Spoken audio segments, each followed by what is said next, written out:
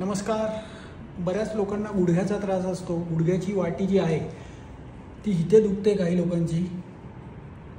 लोकांचं इथे दुखतं, काही लोकांच्या मागच्या बाजूला दुखतं, गुडघ्याच्या मागच्या बाजूला. काही लोकांना हा भाग दुखतो, काही लोकांना हा भाग दुखतो. या केसमध्ये, ज्या केसमध्ये डिजनरेटिव्ह चेंजेस झालेत, जिथे गुडघा झिजलेला आहे, गुडघ्याच्या दोन वाट्यांमधलं अंतर हे कमी झालेलं आहे, अशा केसमध्ये सगळ्यात भारतातला प्राचीन उपचार पद्धती म्हणजे खोबऱ्याचा बंद. ओलं खिसलेलं खोबरं खवायचं नाही आहे, खिसायचं आहे हाताने. खिसलेल्या खोबऱ्याचा लेप आपण करतो आणि हा लेप जर तुम्ही 5 दिवस बांधून ठेवायचा आहे. तो कसा बांधायचा आहे, त्याच्यासाठी काय साहित्य लागणार आहे ते सगळं मी तुम्हाला दाखवतो आहे. यासाठी आपल्याला पहिली गोष्ट लागणार आहे मांजरपाट जो लागणार आहे तो पेशंटचा गुडघा जो आहे, गुडघ्याची 4 बोटं वरती 4 बोटं खाली एवढा मांजरपाट आपल्याला घ्यायचा आहे. साधारण मांजरपाटाचे त्याच्यानंतर तुम्हाला हा मांजरपाट या पद्धतीने गुडघ्याच्या खाली घेऊन जाणार आहोत आपण. सर गुडघा उचला थोडासा.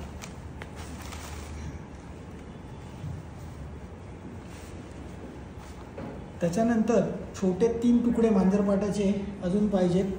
ह्या पद्धतीचे आपल्याला 3 पीसेस, ज्यांच्यामध्ये सतत गुडघे दुखतात, गुडघ्यांना बऱ्याच वेळा थोडंसं चाललं की एरंडाचं तेल गुडघ्याला लावायचं आहे. एरंडाचं तेल, तिळाचं तेल हे मिक्स करून गुडघ्याला लावून घ्यायचं आहे पहिलं.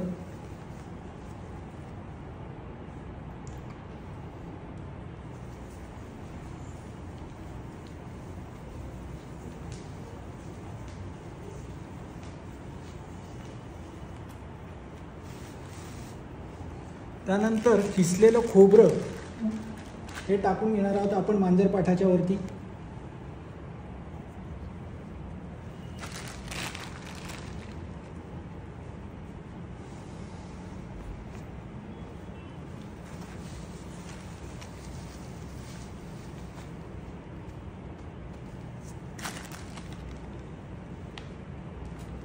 हे टाकून झाल्यानंतर काका इथे पकडा. पेशंटने या पद्धतीने पकडायला सांगायचं पेशंटला आणि नातेवाईकाने पॅक करा. या पद्धतीने खोबरं वरनं टाकायचं.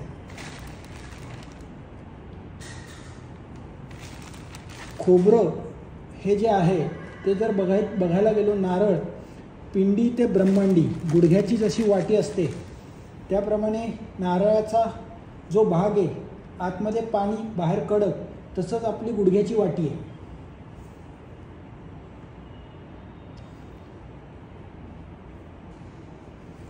ह्या पद्धतीने बांधल्यानंतर बांधण्याची एक विशिष्ट पद्धत आहे. हे बघा, पहिला हा भाग सगळा आत, कुठेही गाठी बांधायच्या नाही आहेत. गाठी मारल्या तर बऱ्याच वेळा पेशंटला रक्त साखळू शकतं. त्यानंतर हा भाग फक्त आपल्याला फोल्ड करायचा.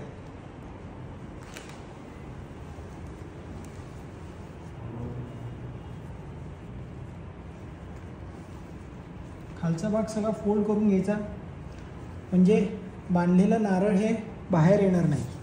त्यानंतर पहिली पट्टी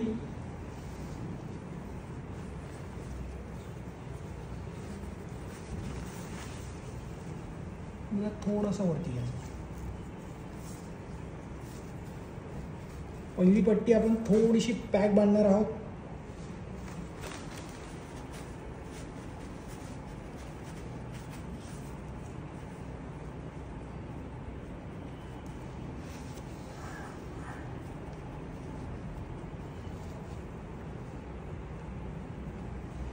त्यानंतर दुसरी पट्टी,